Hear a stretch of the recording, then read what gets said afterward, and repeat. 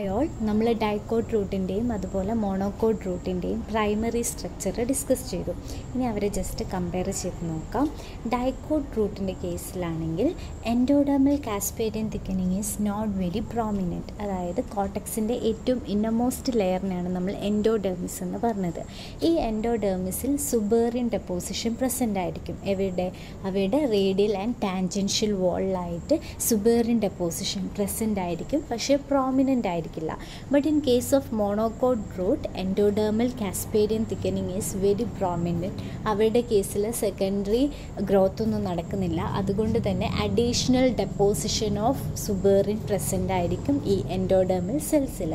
Okay, then അടുത്തൊരു difference ആണ് xylem and phloem tissues are limited in number.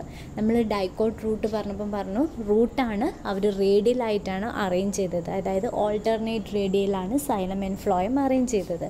പക്ഷേ ഇവരുടെ സൈലം ആൻഡ് ഫ്ലോയം ടിഷ്യൂസിൻ്റെ നമ്പർ എന്ന് പറയുന്നത് ഒന്നെങ്കിൽ ഡയാർക്കാവാം, അല്ലെങ്കിൽ ട്രൈയാർക്കാവാം, ടെട്രാർക്കാവാം, പെൻറ്റാർക്കാവാം, ഹെക്സാർക്കാവാം. മാക്സിമം പോയാൽ 8 ആയിരിക്കും ഉണ്ടാവുക. But in case of monocot root xylem and phloem tissues are numerous, അതായത് മോർ ദാൻ 8. നമ്മൾ പറഞ്ഞു പോളിയാർക്ക് കണ്ടീഷനാണ് മോണോക്കോട്ട് റൂട്ടിൻ്റെ കേസിൽ എക്സിസ്റ്റ് ചെയ്യുന്നത്. ഓക്കെ, സോ അതാണ് ഒരു ഡിഫറൻസ്. ആൻഡ് നെക്സ്റ്റ് ഡിഫറൻസ് ആണ് xylem cells are polygonal in dicot root. നിങ്ങൾ അനാട്ടമി സെക്ഷൻ എടുത്താൽ കാണും പോളിഗണലായിട്ടാണ് സൈലം കാണാൻ പറ്റുക. But in case of monocot root, protoxylem is polygonal and metaxylem is oval shaped ആയിട്ട്, അതായത് ഒരു റൗണ്ട് ഷേപ്ഡ് ആയിട്ടായിരിക്കും സൈലത്തിനെ കാണാൻ പറ്റുന്നത് in case of monocot root. Then pith നമ്മൾ പറഞ്ഞു ഡൈക്കോട്ട് റൂട്ടിൻ്റെ കേസിൽ വളരെ പുവർലി ഡെവലപ്ഡ് പിത്തായിരിക്കും പ്രസൻ്റ് ആയിരിക്കുക, അല്ലെങ്കിൽ സ്കാൻറ്റി പിത്തായിരിക്കും. നമ്മൾ പറഞ്ഞു മെറ്റാസൈലം ആയിരിക്കും ചിലപ്പം പിത്തിന് പകരം ഉണ്ടാകുന്നത്, കാരണം ലാർജ് മെറ്റാസൈലം ഗ്രോ ചെയ്തിട്ട് ചിലപ്പം പിത്തിന് പകരം പ്ലേസ് ചെയ്തിട്ടുണ്ടാകും.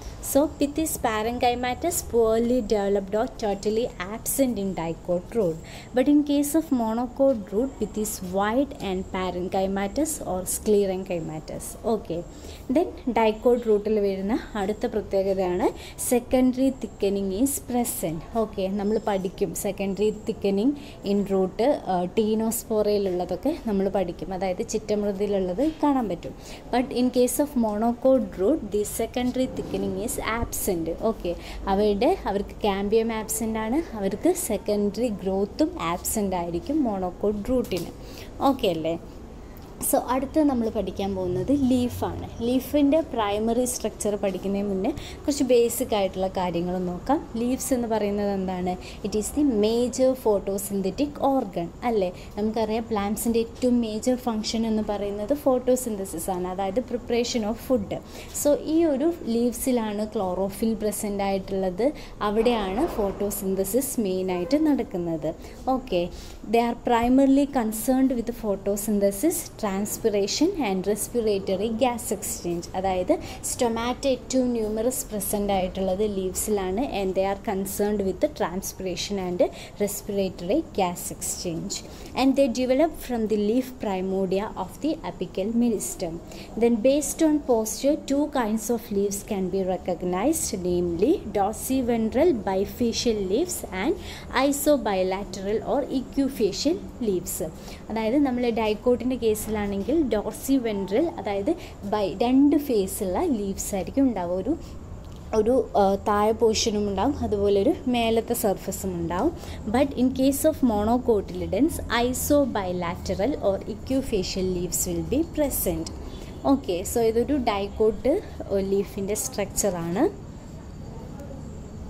Dorsiventral leaves are usually held horizontally with distinct upper and lower surface. So ഒരു പ്ലാന്റിൻ്റെ മേലെ ഹൊറിസോണ്ടൽ ആയിട്ടാണ്, അതായത് ഇങ്ങനെ നമ്മളുടെ ഹൊറിസോണ്ടൽ ആയിട്ടായിരിക്കും, അതായത് ഇങ്ങനെ ഒരു ഹൊറിസോണ്ടലായിട്ടായിരിക്കും ഉണ്ടാകുന്നത് ഈ ഒരു ഡോർസിവെൻട്രൽ ലീവ്സ്. അങ്ങനെ നിൽക്കുമ്പോൾ എന്താണ്, നമ്മൾ കൈ ഇങ്ങനെ വെച്ചാൽ എങ്ങനെയാണ് ഉണ്ടാവുക? കൈക്ക് ഒരു അപ്പർ പോർഷനും ഉണ്ടാകും, അതുപോലെ ലോവർ പോർഷനും പ്രസൻ്റ് ആയിരിക്കും. നമ്മൾ കൈ നേരെ വെച്ചാൽ ഹൊറിസോണ്ടൽ ഹൊറിസോണ്ടലായി വെച്ചാൽ എന്തുണ്ടാവും, ഒരു അപ്പർ റീജിയനും ഉണ്ടാവും, ലോവർ റീജിയനും ഉണ്ടാവും. അതുപോലെ തന്നെയാണ് ഈ ഒരു ഡൈക്കോട്ട് ലീവ്സിൻ്റെ കേസിലും. അവർ ഈ ഗ്രൗണ്ടിന് ഹൊറിസോണ്ടലായിട്ട് അല്ലെങ്കിൽ ആ ഒരു പാരലായിട്ടാണ് കിടക്കുന്നുണ്ടാവുക. സോ അവർക്ക് സൺലൈറ്റ് കിട്ടുന്ന അപ്പർ പോർഷനും ഉണ്ടാവും, അതുപോലെ സൺലൈറ്റ് കിട്ടാത്ത ഒരു ലോവർ പോർഷനും ഉണ്ടാവും. ഈ ഒരു സൺലൈറ്റിൻ്റെ എക്സ്പോഷർ ഡിഫറെൻ്റ് ആയതുകൊണ്ട് തന്നെ അവർക്ക് സ്ട്രക്ചറും ഡിഫറെൻ്റ് ആയിരിക്കും. അടുത്തത് മോണോകോട്ട് ലീഫാണ്. മോണോകോട്ട് ലീഫ് എന്ന് പറയുന്നത് ഇറക്റ്റായിട്ടാണ് ഉണ്ടാവുക. നിങ്ങൾ പാഡിയുടെ ഒക്കെ ലീഫ് നോക്കിയാൽ ഇറക്റ്റായിട്ടായിരിക്കും ഉണ്ടാവുന്നത്. So isobilateral leaves stand vertically erect so that both the surfaces are very much similar or almost identical. അവരിങ്ങനെ ഹൊറിസോണ്ടൽ അല്ല, ഇറക്റ്റായിട്ട് നിൽക്കുന്നത് പോലെ, സ്റ്റെമ്മിന് ഇറക്റ്റായിട്ട് നിൽക്കുന്നത് കൊണ്ട് തന്നെ അവർക്ക് ഓൾമോസ്റ്റ് ഈക്വൽ ആയിട്ടാണ് രണ്ട് സൈഡും ഉണ്ടാവുന്നത്. ഓക്കെ, അതുകൊണ്ടാണ് ഇക്വിഫേഷ്യൽ എന്ന് പറയുന്നത്. ഓക്കെ അല്ലേ? Then the dorsal surface of a leaf is called the abaxial surface and its ventral surface is called the adaxial surface.